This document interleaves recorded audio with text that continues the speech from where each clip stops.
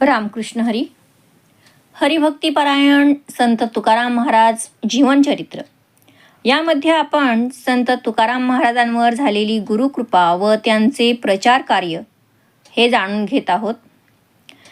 तुकारामांनी सर्व अभंग इंद्रायणीच्या डोहात बुडविल्याचे ऐकून भाविक लोकांनी हळहळ व्यक्त केली, पण जे निंदक होते त्यांना आनंद झाला. कुत्सितपणे ते म्हणाले, तुकारामांनी कवित्व करून आपली महती वाढविली, पण अशी प्रसिद्धी फुलपाखरांच्या रंगासारखी असते, ती जास्त काळ टिकत नाही. रामेश्वर भट्ट हा खरोखर विद्वान ब्राह्मण आहे, जणू दुसरा सूर्यच. त्यांनी असत्याचा बिमोड केला आहे, हे पाहून आम्हाला हृदयापासून आनंद होत आहे. पण दुर्दैवाने असे म्हणणाऱ्यांना विष्णू भक्ताच्या महिम्याची कल्पना नव्हती. इकडे तुकाराम मात्र संतुष्ट होते, कारण या जगातील हर्ष शोक या द्वंद्वापासून ते मुक्त होते. त्यांनी विचार केला, भगवत इच्छा प्रमाण आहे, मी व्यर्थ चिंता का करू. त्यांनी शांत चित्ताने आपले भजन चालूच ठेवले. अशा प्रकारे 5 दिवस निघून गेल्यावर त्याच दिवशी गावातील काही निंदक व ब्राह्मण तुकारामांसमोर येऊन कठोर शब्दात बोलू लागले. ते म्हणाले, काही वर्षांपूर्वी प्रतिज्ञापत्रे पाण्यात बुडवून संसार बुडविला आणि आता अभंग बुडवून परमार्थ बुडविला. आणखी बुडवायला काही शिल्लक आहे का? प्रपंचही बुडला आणि परमार्थही बुडला, तरी उघड्या तोंडाने फिरायला लाज नाही वाटत, असे म्हणून रागारागाने ते निघून गेले. त्यानंतर रात्रीही तुकारामांनी नेहमीच्या उत्साहात प्रेमाने कीर्तन केले.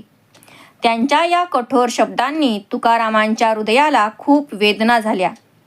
त्यांनी अन्न पाणी वर्ज करून पांडुरंगासमोर बसून प्राणत्याग करण्याचा निर्धार केला. विठ्ठल रुक्मिणी मंदिरात असलेल्या तुळशी वृंदावनाशेजारी दगडावर ते येऊन भगवत चिंतन करीत बसले. खालील अभंगातून त्यांच्या त्या वेळच्या भावना प्रकट होतात. भूतबाधा आम्हा धरी, हे तो आश्चर्य गाहरी. जाला भक्तीचा कळस, आले वस्तीसी दोष. जागरणाचे फळ, दिली जोडोनी तळमळ. तुका म्हणे देवा, आहाच कळो आली सेवा. श्रीहरी, आम्ही तुमचे अखंड हरिनाम करून सुद्धा आम्हाला भूतबाधा म्हणजे दुसऱ्यापासून त्रास व्हावा हे आश्चर्यच आहे.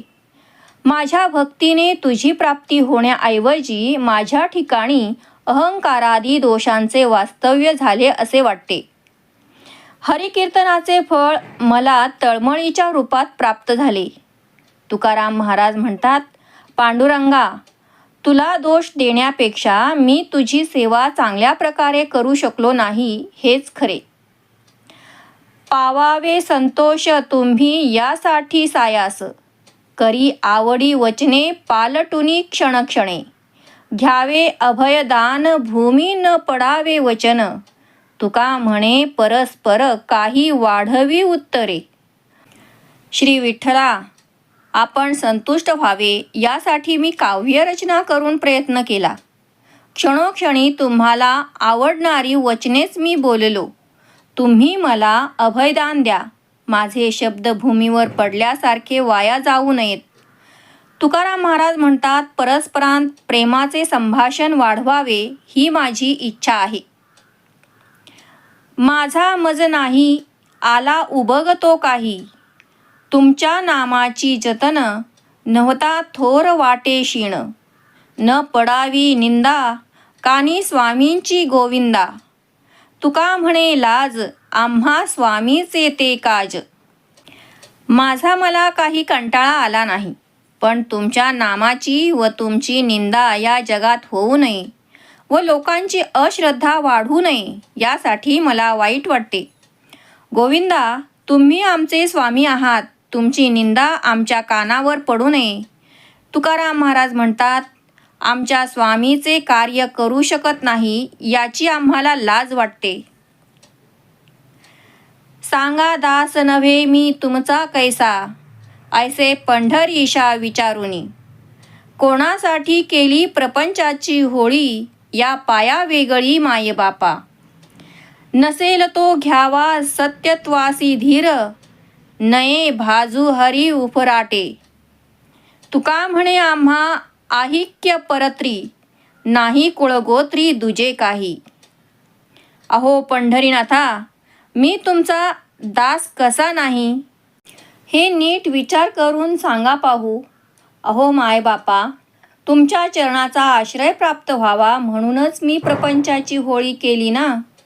जी गोष्ट सत्य आहे त्या ठिकाणी आपण धीर द्यावा, उलट बी न उगवेल असा त्याचा नाश करू नये.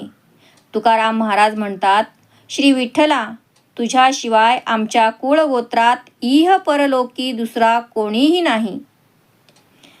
रूप गोविले चित्त, पायी राहिले निश्चिंत. तुम्ही देवा अवघेची गोमटे, मुख देखता दुःख न भेटे. झाली इंद्रिया विश्रांती, भ्रमता पीडित ते होती. तुका म्हणे भेटी, सुटली भवबंधाची गाठी.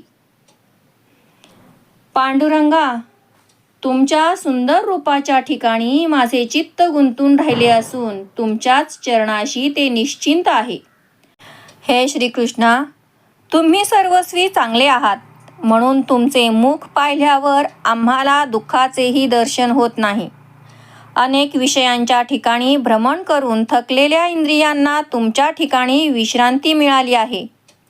तुकाराम महाराज म्हणतात, तुमची भेट झाल्यामुळे आमची संसार बंधनाची गाठ सुटली आहे. ज्या दगडावर तुकाराम महाराज बसले होते त्याच्यावरच ते विश्रांती घेत होते. त्यांनी फळं, कंदमुळे किंवा पाणीसुद्धा सेवन केले नाही. लोक त्यांचा तिरस्कार करू लागले. पत्नीसुद्धा काही विचारायला आली नाही. अगोदरच ती परमार्थाचा द्वेष करीत होती आणि आता तर असा कठीण प्रसंग आला होता. इतर जे वर विष्णुभक्त असल्याचा दिखावा करून तुकारामांच्या हरिकथा व कीर्तनाला येत होते, त्यांचाही अशा कठीण प्रसंगात तुकारामांना पाहून मनात संशय येऊ लागला. काही खरोखरच जे वैष्णव भक्त होते ते तुकारामांचा प्राणत्यागाचा निश्चय मोडण्याचा प्रयत्न करीत होते. पण पांडुरंगासमोर आपला देह सोडण्याच्या त्यांच्या निर्धारापासून ते ढळले नाहीत. काय करावे हे कोणाला कळत नव्हते. इकडे वाघोलीमध्ये रामेश्वर भट्टाची अवस्था काय झाली असावी. त्यांनी तुकारामांसारख्या थोर भक्ताचा अपमान केला होता, म्हणून भगवान श्रीकृष्णाचा क्रोध त्यांनी ओढवून घेतला होता. रावण, कुंभकर्ण यांनी श्रीरामाचा द्वेष केला. त्यांना भगवंतांनी मोक्षपद दिले. पण जे वैष्णवांचा द्वेष करतात ते मात्र सदैव नरकाचे निवासी होतात. आपल्या भक्तांचे रक्षण हातामध्ये गदा व सुदर्शन घेऊन श्रीहरी करतात व दुर्जनांचा संहार करतात. जे वैष्णव भक्तांचा द्वेष करतात त्यांचे आयुष्य, शक्ती, भाग्य लयाला जाऊन सर्व पापे त्यांच्या हृदयात निवास करण्यासाठी येतात. रामेश्वर भट्ट तपस्वी ब्राह्मण होते. सूर्यासारखे त्यांचे तेज होते. वेदशास्त्रांचा अभ्यास करून स्वकर्तृत्वाने ही राजमान्य पदवी प्राप्त केली होती. पण विष्णुभक्त तुकारामांचा त्यांनी द्वेष केला आणि त्यांचे पुण्य लयास जाऊन विष्णूंचा क्रोध ओढवून घेतला. तुकारामांना त्यांचे अभंग पाण्यात बुडवण्याची आज्ञा दिल्यानंतर रामेश्वर भट्ट पुण्यातील नागनाथ नावाने प्रसिद्ध असलेल्या शिवमंदिराचे दर्शन घेण्यासाठी आपल्या 2 शिष्यांसमवेत निघाले. वाटेत एका तलावात स्नान करण्यासाठी तिघेही पाण्यात उतरले. काही वेळाने रामेश्वर भट्टांचे अंग अग्नीने भाजल्यासारखे झाले. जोरजोराने मदतीसाठी ते ओरडू लागले. त्यांना वेदना असह्य होत होत्या. त्यांच्या 2 शिष्यांनी अंगावर ओले कापड गुंडाळून वर झारीने पाणी ओतून आपल्या गुरूंच्या वेदना शमविण्याचा प्रयत्न केला. पण रामेश्वर भट्टाच्या अंगाचा दाह वाढतच गेला. रामेश्वर भट्ट आपल्या शिष्यांना म्हणाले, चला येथूनच आपण परत वाघोलीला घरी परतूया. माझ्या वेदना असह्य होत चालल्या आहेत. मी यातून जगू शकेन असे वाटत नाही. आपला ह्या वेदनेनेच मृत्यू होईल अशी रामेश्वर भट्टला भीती वाटत होती. रात्रंदिवस उठता बसता झोपताना सर्वांगाला असह्य वेदना होत होत्या. त्यांनी आत्तापर्यंत केलेल्या तपश्चर्येचा काहीही उपयोग झाला नाही. रामेश्वर भट्टची अशी अवस्था पाहून लोक म्हणू लागले, ह्यांनी तुकारामांना अभंग पाण्यात बुडवायला लावले म्हणून पांडुरंगच आपला क्रोध व्यक्त करत आहेत. त्याला होत असलेल्या मरणप्राय वेदना केवळ निमित्त आहे. आणखी काही लोक तर्कवितर्क करू लागले, परंतु कोणालाही काय उपाय करावा समजेना. अशा मरणप्राय वेदनांचा त्रास होत असताना त्यांना पुत्र, पत्नी, घर, संपत्ती कोणीही सुख देऊ शकले नाही. असहाय्य अशी त्यांची अवस्था झाली. रामेश्वर भट्ट अशा वेदनांनी तडफडत होता, तर देहूमध्ये तुकाराम अन्न पाण्या वाचून प्राणत्याग करण्याच्या निश्चयाने पांडुरंगासमोर बसले होते. तुकारामांची ही अवस्था पाहून पांडुरंगच एक लहान बालकाच्या स्वरूपात त्यांच्या समोर आले. भक्तवत्सल श्रीकृष्ण तुकारामांच्या डोक्यावर प्रेमाने हात फिरवून सांत्वन करीत म्हणाले, मी तुझा पाठीराखा कैवारी आहे. मी तुझ्या पाठीशी असताना तू कशाला चिंता करतोस? प्रल्हाद माझ्या नावाचा जप करत होता म्हणून त्याचा पिता हिरण्यकश्यपूने त्याचा किती छळ केला. मी नृसिंह अवतार धारण करून हिरण्यकश्यपूचा वध केला व प्रल्हादाचे रक्षण केले, हे तुला माहीत आहे. आणि तुझ्या कीर्तनामधून तूही याचे वर्णन केले आहेस. तू रचलेले अभंग मी माझ्या हृदयाशी कवटाळून इंद्रायणीच्या डोहात बसलो आहे. वेळ येताच मी काय करेन हे तुझ्या डोळ्यांनी तू पहा. असे बोलून पांडुरंगांनी तुकारामांना प्रेमाने मिठी मारली व लगेच अंतर्धान पावले. भाविक आणि निंदक लोक तुकारामांना बघायला येत होते. त्यांनी पाहिले की तुकारामांचा श्वासोच्छवास मंदपणे होत आहे व शरीर काष्ठवत पडले आहे. शरीराने त्यांना कूसही बदलता येत नव्हती. काही निंदक तुकारामांच्या शरीराची अशी बिकट अवस्था पाहून म्हणाले, ह्याची पत्नी दुष्काळात अन्न अन्न म्हणत उपाशी मेली आणि आता तुका पण उपासमारीने तसाच तडफडून मरणार. वैष्णव भक्त मात्र म्हणाले, श्रीहरीच तुकोबारायांचे सर्वस्वी रक्षण करीत आहेत. अन्न पाण्या वाचूनही त्यांच्या चेहऱ्यावर एक विशेष तेज आहे. पांडुरंगाच्या रक्षणाशिवाय आतापर्यंत त्यांचा प्राणही गेला असता. अजूनही त्यांच्या मुखातून हरिनाम ऐकू येत आहे. जवळ जाऊन ऐका. लोक काहीही बोलत असले तरी तुकारामांचे हृदय मात्र आनंदाने भरून आले होते. 13 दिवस झाले. त्या रात्री गावातील अनेक जणांना पांडुरंगांनी स्वप्नात येऊन दृष्टांत दिला. पांडुरंग म्हणाले, मी तुकारामांचे अभंग इंद्रायणीच्या पाण्यात सुरक्षित व कोरडेच ठेवले आहेत. ते अभंग आता पाण्यावर तरंगत आहेत. त्वरित जाऊन त्या वह्या पाण्याबाहेर काढाव्यात. रात्री स्वप्न पाहिलेले खरे की खोटे हे जाणून घेण्यासाठी जेव्हा प्रभात समयी लोक इंद्रायणी काठी आले तर काय आश्चर्य. सर्वांनी आपल्या डोळ्यांनी पाहिले की तुकारामांचे अभंग इंद्रायणीच्या डोहात भोपळ्यासारखे तरंगत होते. ते अद्भुत दृश्य पाहिल्यावर सर्वजण हरिनामाचा जोराने गजर करत आनंदाने टाळ्या वाजवत नाचू लागले. ते म्हणाले, वनमाळी श्रीकृष्णाने तुकारामांना निश्चितच मदत केली आहे. अनुपम, अद्वितीय, कधीही न घडलेली अशी ही घटना आहे. हे दृश्य पाहत असताना काही व्यक्ती ज्यांना पोहायला येत होते त्यांनी नदीत पटापट उड्या मारल्या व एकमेकांकडे हस्तांतर करीत सर्व अभंग लिहिलेले कागद पाण्याबाहेर काढले. सर्व लोक अभंगांच्या वह्या घेऊन आनंदाने नाचत विठ्ठल रुक्मिणी मंदिरात येऊन तुकारामांना ही आनंदाची बातमी सांगितली. ते म्हणाले, तुमच्या प्रामाणिक एकनिष्ठ भक्तीमुळे भगवान श्रीकृष्णच तुझ्या मदतीला धावून आलेत. लोकांचे हे शब्द ऐकून तुकारामांनी आपले डोळे उघडले आणि पाहिले तर काय आश्चर्य. 13 दिवस पाण्यात राहूनही त्यांनी लिहिलेले अभंग जसेच्या तसे होते. तुकारामांनी तेथल्या तेथे काही अभंगांची रचना केली. त्यातील करुणाभाव वैशिष्ट्यपूर्ण आहे. तू कृपाळू माऊली आम्हा दिनांची सावली, न संवरित आपली बाळ वेशे जवळी. माझे केले समाधान रूप गोजिरे सगुण, निवविले मन आलिंगन देऊनी. कृपा केली जना हाती पायी ठाव दिला संती. कळो नये चित्ती दुःख कैसे आहे ते, तुका म्हणे मी अन्यायी क्षमा करी ओ माझे आई. आता पुढे काही तुझ घालू साकडे.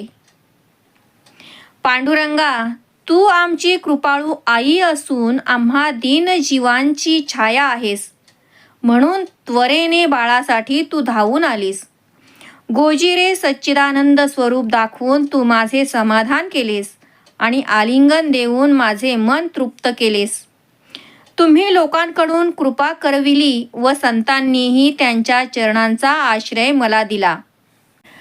त्यामुळे दुःख कसे आहे याची चित्ताला जाणीवही होत नाही. तुकाराम महाराज म्हणतात, विठ्ठला माझे आई, मी अन्यायी आहे, मला तू क्षमा कर. यापुढे मी तुम्हाला संकटात टाकणार नाही. थोर अन्याय केला तुझा अंत म्या पाहिला, जनाची या बोलासाठी चित्त क्षोभविले. भोगविलासी केला क्षीण अधम मी यातीहीन, झाकुनी लोचन दिवस 13 राहिलो. अवघे घालून या कोडे तान भुकेचे सांकडे, योगक्षेम पुढे तुझ करणे लागले. उदकी राखिले कागद चुकविला जनवाद, तुका म्हणे ब्रीद साच केले आपुले. हे पांडुरंगा, मी तुम्हाला संकटात टाकून परीक्षा पाहिली, हा मोठा अन्याय केला. लोकांच्या बोलण्याने माझे चित्त उद्विग्न झाले. मी कष्ट देऊन तुम्हाला श्रमविले. मी हीन जातीचा अधम आहे, म्हणून डोळे झाकून 13 दिवस राहिलो. तहान भुकेचे संकट तुझ्यावर घातल्यामुळे तुम्हाला आमचा योगक्षेम चालविण्यास भाग पाडले. तुकाराम महाराज म्हणतात, आमच्या वह्या पाण्यात रक्षण करून तुम्ही जनापवाद दूर केलात व आपले ब्रीद म्हणजे वचन राखले. कापो कोणी मान सुखे पिडोत दुर्जन, तुझ होय शीण ते मी न करावी सर्वथा. चुकी झाली एक वेळ मजपासून चांडाळा, उभे करून या जळा माझी वह्या राखिल्या. नाही केला हा विचार माझा कोण अधिकार, समर्थासी भार न कळे कैसा घालावा. गेले होऊन या मागे नाही बोलो ते वाऊगे, पुढील या प्रसंगे तुका म्हणे जाणावे. हे भगवंता, कुणी माझी जरी मान कापली किंवा दुष्ट लोकांनी मला कितीही पीडा दिली तरी ज्यामुळे तुम्हाला त्रास होईल असे मी काही करणार नाही. तुम्हाला पाण्यात उभे करून वह्या रक्षण करावयास लावल्या, ही माझ्यासारख्या चांडाळाकडून फार मोठी चूक झाली. माझा अधिकार कोणता आणि तुमच्यासारख्या समर्थावर किती भार घालावा हा विचार मी केला नाही. तुकाराम महाराज म्हणतात, जे पूर्वी होऊन गेले ते गेले, आता त्याबद्दल वावगे का बोलावे. यापुढे मात्र मी सावध राहीन. काय जाणे मी पामर पांडुरंगा तुझा पार, धरी लिया धीर काय एक न करीसी. उतावळी झालो आधी मतिमंद हीन बुद्धी, परी तू कृपानिधी नाही केला अभेर. तू देवांचाही देव अवघ्या ब्रह्मांडाचा जीव, तुका म्हणे विश्वंभरा मी तो पतितची खरा. अन्याय दुसरा दारी धरणे बैसलो. हे पांडुरंगा, मी पामर, तुमचा महिमा कसा समजेन. मी धीर धरल्यानंतर तुम्ही काय करणार नाही. मी मतिमंद बुद्धिहीन असल्याने आधीच उतावळा झालो, पण तुम्ही कृपानिधी आहात म्हणून माझी उपेक्षा केली नाही. तुम्ही देवांचेही देव आहात, अवघ्या ब्रह्मांडाचे प्राण आहात. असे असताना आम्ही काकुळतीस का यावे? तुकाराम महाराज म्हणतात, हे विश्वंभरा, मी खरोखरच पतित आहे आणि तुमच्या दारात धरणे धरून बसलो हा दुसरा अपराध केला. मी अवगुणी अन्यायी किती म्हणून सांगो काही. आता मज पायी ठाव देई विठ्ठले, पुरे हा संसार कर्म बळीवंत दुस्तर. राहो नेरी स्थिर एके ठाई निश्चळ, अनेक बुद्धीचे तरंग क्षणक्षणा पालटती रंग. धरू जाता संग तव तो होता बाधक. तुका म्हणे आता तोडी माझी अवघी चिंता, येऊन या पंढरीनाथा वास करी हृदयी. विठ्ठला, मी किती अवगुणी व अपराधी आहे हे सांगता येत नाही, म्हणून आपल्या चरणांचा मला आश्रय द्यावा. आता मला भौतिक संसार ताप पुरे झाला. माझे संचित कर्म मला एक क्षणभरही विश्रांती घेऊ देत नाहीत. माझ्या बुद्धीचे विचार क्षणाक्षणाला बदलतात व कुणाचा संग केला तर त्या संगतीने बुद्धी पालटून ती बद्धतेला कारणीभूत होते. तुकाराम महाराज म्हणतात, हे पंढरीनाथा, आता माझ्या सर्व चिंता दूर करून माझ्या हृदयात वास्तव्य करून राहा. 13 दिवस पाण्यात राहूनही तुकारामांनी लिहिलेले अभंग जसेच्या तसे राहिले. हे कळल्यावर भाविक लोक अभंगाच्या प्रती मिळवून त्याचे वितरण करू लागले. प्रत्यक्ष पांडुरंगानेच अभंग पाण्यामध्ये रक्षण केले. ही वार्ता गावागावात पसरली. सुगंधित फुलांचा सुवास जसा सर्वत्र दरवळतो, त्याप्रमाणे तुकारामांची ख्याती सर्वत्र पसरली.